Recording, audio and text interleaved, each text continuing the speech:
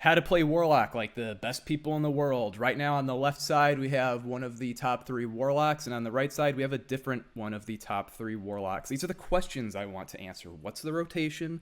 Why is it the rotation? And most importantly, why does it seem like many of the top Warlocks have different rotations? Wouldn't there only be one that's optimal?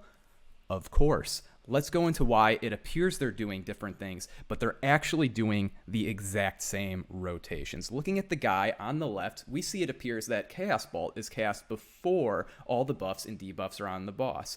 But on the right, we see that definitely all of them are up because we see they do an Incinerate as the first cast, followed by a Rain of Fire, and then they go into a Chaos Bolt. Why would the guy on the left not do this? Wouldn't that mean that the Chaos Bolt hits about 65% less?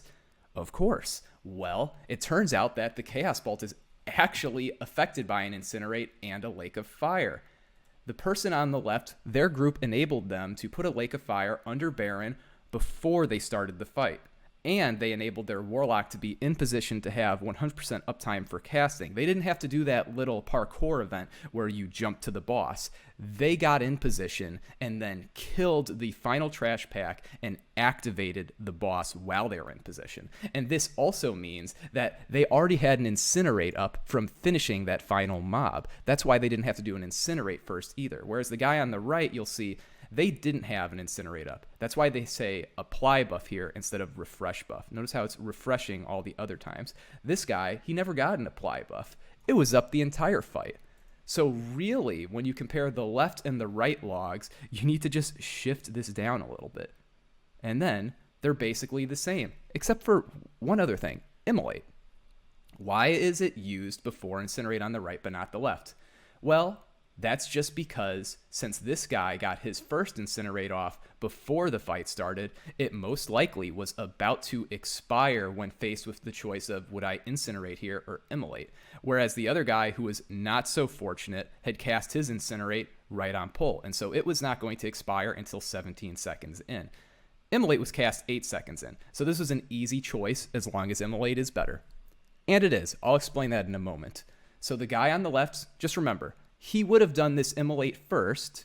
The only reason he didn't is because if he did it first, then this Incinerate here would not have had the Incinerate buff up while he was casting it, because the first Incinerate was cast before the boss fight even started. Now, let's get into a little bit about how spell power affects abilities in WoW, and that'll explain why this Immolate is better than Incinerate, but it's better in many ways. Let's look at it. Now, let's see the base damage in Immolate. It's 142 before scaling. Incinerate, it's less. It's like 104. Also, Incinerate is a longer cast. So unless Incinerate got more of an effect from spell power, it would be worse always. And it is worse always because it gets less of an effect from spell power. Let's go into how that works. The way spell power scales literally every spell in the game is that you get 43% scaling on your damage per GCD the ability takes. So if the ability is a 1.5 second cast, such as Searing Pain, not Immolate, if it's a 1.5 second cast and it has no side effects, it will do 43% damage, or if it's an instant. So it'd be the same thing with Shadowburn. Immolate's a special case. Very few abilities are like this. It will do about 100% scaling. It'll do a little bit more. Basically, every dot in the game does 100% of your spell power over its duration. This one's a little fancy. There's not a whole lot of abilities that are like this.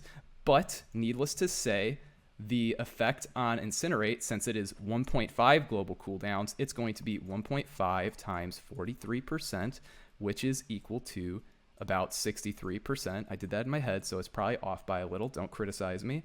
And Immolate is a 1.5 second cast, and it has 100% scaling. So if we're saying Immolate, it's over here on the left, and Incinerate's over here on the right. Incinerate's got 63% scaling. Immolate has something greater than 100%. Incinerate has about 100 base damage, and Immolate has about 140. Immolate is a 1.5 second cast, and Incinerate is a 2.5 second cast.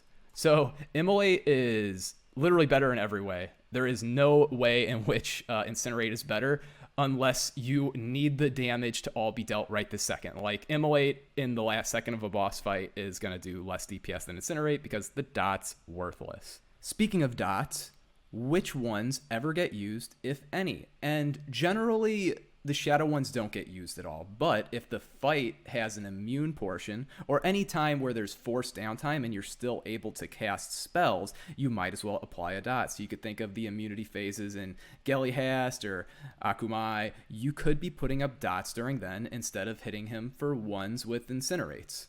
It's up to you. It's not a huge deal either way. You are, of course, gambling the uptime on incinerate casts when you do that. You'd really like to get an incinerate off the moment that they become hittable. So that's going to be up to your judgment on what's the best way to do that. You may also be wondering, hey, for AoE, do I ever want to do Rain of Fire? And this is the way that you'd figure that out. So AoE pretty much all scales the same in the game too, just like all the other spells. If something's considered AoE, then it does its flat damage, of course. So the flat damage over the duration, which in this case, 174 over 8 seconds. And then every global, it will do your spell power divided by 3. That's pretty much how every AoE spell in the game scales. You'll have to do just a little bit of math to see that, but I'd suggest that if there are 4 mobs that you can hit, you can probably AoE. That's kind of how the game's built to work. And if there's not 4, then you probably shouldn't consider it for even a moment. Now, I haven't covered gear, and that's because I think it's pointless for a Warlock, really. It's not something you need in a guide. More fire damage is going to be better. So just wear the stuff that has the most spell power. If you're trying to get really fancy, you can balance spell power versus your intellect stat, because sometimes you'll have higher uptime and more total damage if you have more intellect because you'd get less life taps off. That could maybe give you an opportunity where int beats spell power, but that's going to be vanishingly rare. You're not going to have that happen very often. And as for your rotation, one more time from the top, you need to have Rain of Fire up and the Incinerate buff up on yourself before you do Chaos Bolt. Then, if you have Chaos Bolt on CD and the buffs are up, you do an Immolate. Otherwise, you're just spamming Incinerate, and you can try to KO the boss with Shadow Burn. There's really nothing else to Warlock. The class is super simple. The biggest thing will be finding stuff like on Aquinas where you can cheese the fight and get a whole extra cast off because your team supports you. So that's the kind of stuff you should really focus on if parsing's very important to you, is raid-wide strategy to increase your uptime. And then these are the spell power scalings for your 4 most important moves. Remember, dots basically get 100% of your spell power, which is why Immolate gets its spell power added. The other 2 middle abilities, it's just the amount of time to cast it divided by 3.5. That's how you get the spell power percentage. And then all the way at the bottom, like all AoE spells, it's going to be the flat portion plus your spell power divided by 3 over the effect duration.